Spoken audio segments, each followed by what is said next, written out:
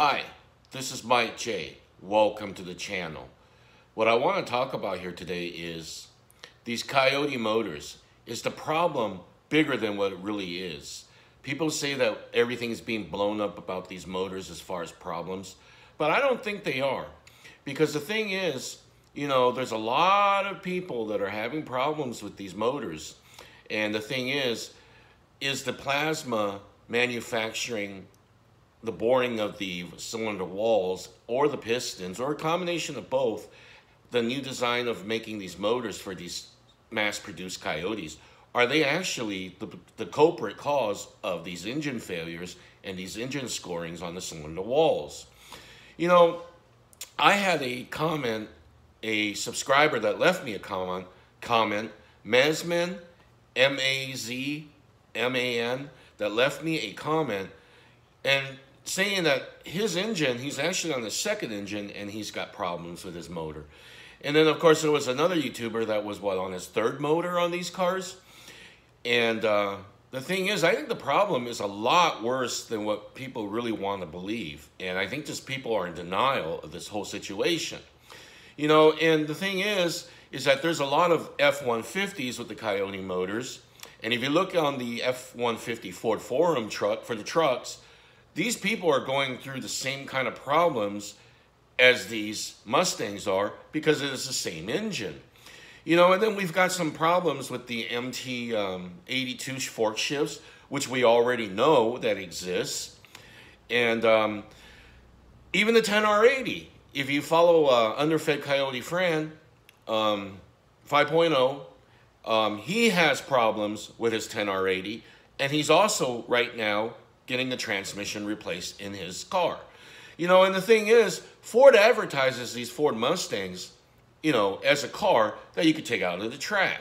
If you've seen their commercial when the 18s first came out, things you can do under 4 seconds, they clearly show a Mustang on the racetrack taking off, doing a 0 to 60 run, okay? And when these S550s first came out, you've got the guy that's in charge of these Mustangs, on the commercial. They're all over YouTube, doing a line lock on these Mustangs, telling us that this is a car you could take out to the track on the weekends, have fun, drive it as a daily, put your families in it. So Ford obviously advertises these Mustangs as a car you could race. Obviously, that's how they're promoting the car. So why are cars braking under 10,000 miles? And some are braking a lot less than 10,000 miles. And the thing is, I think that the plasma boring, the manufacturing of these motors, is causing a lot of these problems. And, and it's a very scary thought. And like I said, people not only gone through 1, but 2 or 3 motors on these things, And another thing that I, really don't understand is that with the bigger YouTubers, especially the Mustang YouTubers that are supposedly representing the Mustang community, Stang Mode, Xander 13. These guys go to Ford functions, and these guys go to a lot of their, touring of the, place and, where they design cars and stuff like that. They talk to these people, they're probably one of the bigger Mustang YouTubers. And, why don't they ever ask these questions whenever they meet up with these people, If they want to represent the community, I think that they are more best at asking these questions than us smaller YouTubers, that can't voice our opinion as much. But, the thing is with these cars, it seems like most of them, when they do have an engine failure or engine scoring, it is always the number 3 cylinder. And the thing is that how in the world can people buy these things if Ford doesn't fix them? And here, like I said, I live in Phoenix, Arizona.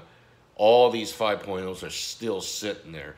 And I don't care if they even take $7,000, $8,000 off these things, because once they're not going to sell, that's what they're going to do. And the thing is, if people are in the know, they aren't going to buy these things. And Gotham EMS, He's been making our videos to share with the community of his ordeal with dealing with Ford and buying back the car and all that stuff, which is a great thing. Thumbs up to you, because nobody's doing that. You know, I'm very lucky because I own a 16 with a 6-speed and an 18 Camaro SS with an 8-speed. You know, and that's another thing that I want to bring up is that, will the 10-speed in the Camaro, the new ones, is it going to fail?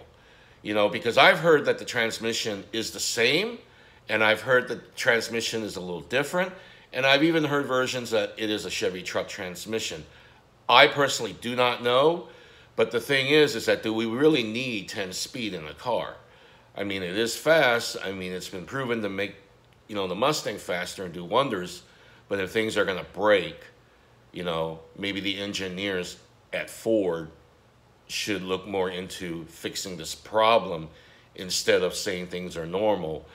And that's just another thing is, I think that this whole engine thing is a lot bigger than it is. I think maybe half of it is probably bad, and the people that we see and hear are social media. What about the average person that buys these cars that don't know what they're listening to?